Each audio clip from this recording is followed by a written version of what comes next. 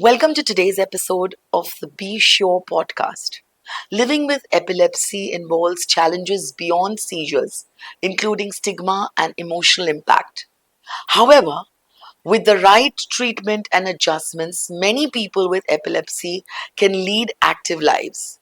To help us better understand this, we are fortunate to have a renowned consultant neurologist with extensive experience in treating epilepsy. Welcome, Doctor. Good evening, everyone. I am Dr. Sooraj Patil, consultant neurologist, Arihant Hospital and Pinnacle Center for Neurology, Belgaum. I look after pediatric and adult neurology patients, mainly epilepsy and stroke patients, including all neurological disorders. Let's start with the basics. What exactly is a seizure and how does it affect the brain? Seizure or fits, what we call normally, is a brain disorder. It usually happens because of the electrical short circuit in the brain. So, if you see, our brain has millions of neurons. So there will be connection between each neuron, and when they fire up together or electrical short circuit or spark happens, the a person or patient throws a seizure. So locally we call it fits, laqua, or seizure. What is epilepsy? Uh, when you understand the seizure, so epilepsy is a recurrent seizure. When a person has repeated episodes of seizure or two or more episodes of seizure, we call it as epilepsy. So if you take when someone is having a seizure since birth, or someone is throwing repeated seizures, or someone is diagnosed with some of the syndromes or genetic things, so we call them as a epilepsy or epileptic disorder. I see. Now, can you explain what causes epilepsy? Is there always a known cause? So, coming to the most important question, what are the causes of epilepsy? So, most of the time, around 60 to 65% of the seizures or epilepsy is idiopathic. There is no cause we can find most of the time. But when we take other 35%, the cause is depends on the age of the patients or presentation.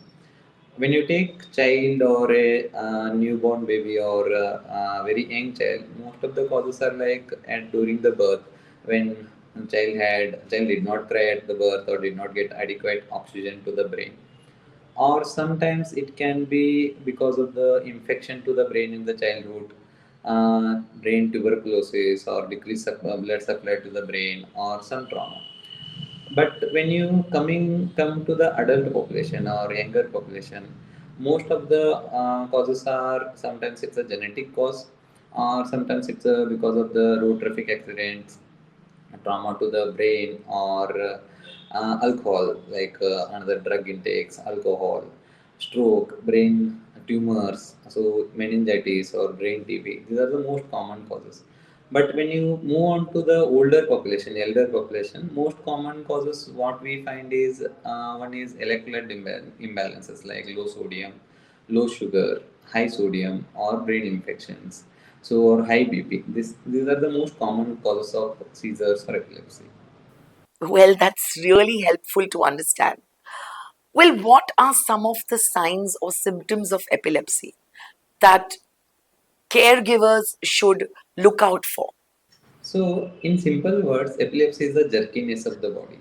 So, when you see as a caregiver or nearby person, neighbor, whenever a person is having like jerkiness of the body of the all four limbs, maybe, or one side of the limb, or he's biting the tongue, clenching the teeth, or there is a frothing from the mouth, or he is suddenly become unconscious.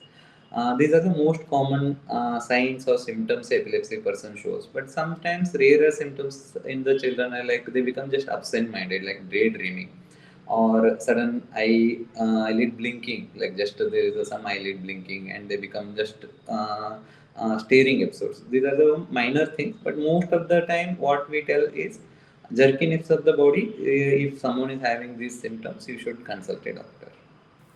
Now, let's talk about something that many people with epilepsy face: stigma. Can you tell us why epilepsy is often misunderstood? Epilepsy is one of the oldest disorder humankind has faced.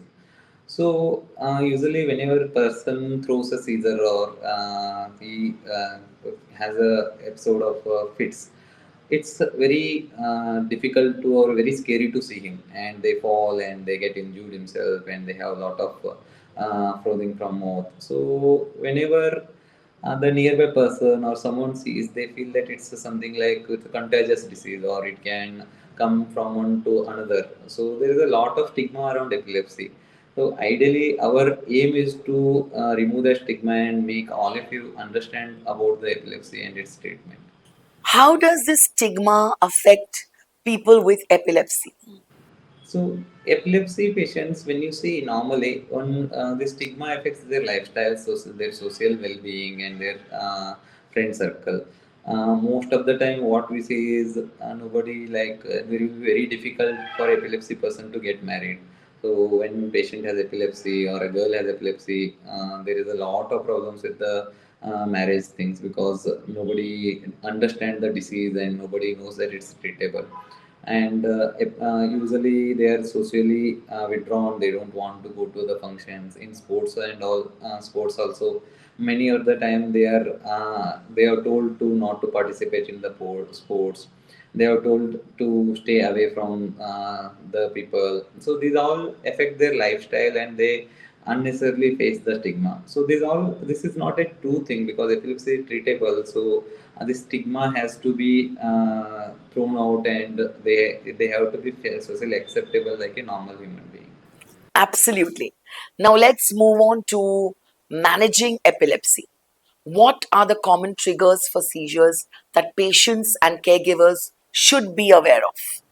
So, coming to the triggers or stressors for the epilepsy, whenever there is a most common trigger is a lack of sleep. So, person is stressed, he is not sleeping adequately. It is the most common trigger what we find in day-to-day practice. Others are like alcohol intake. So it is one of the trigger. Whenever person takes alcohol, the drugs might not affect as they are effective, and it causes trigger, or the person forgets to take the drug. Another thing is missing the anti-epileptic dose, what is prescribed by your doctor. You miss the dose, there is a chance that you will get seizure immediately. And another few other things are like any infection, any fever, which can trigger the epilepsy. Stress is the most common symptom. Apart from this, all things are like minor triggers for epilepsy patient.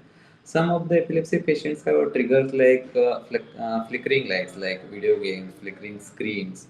Some rarely some have epilepsy to the hot water, and some to the sudden sounds. These are very rare, but most of the most common triggers like stress, decreased sleep, alcohol, or missing the doses of anti-epileptic drugs.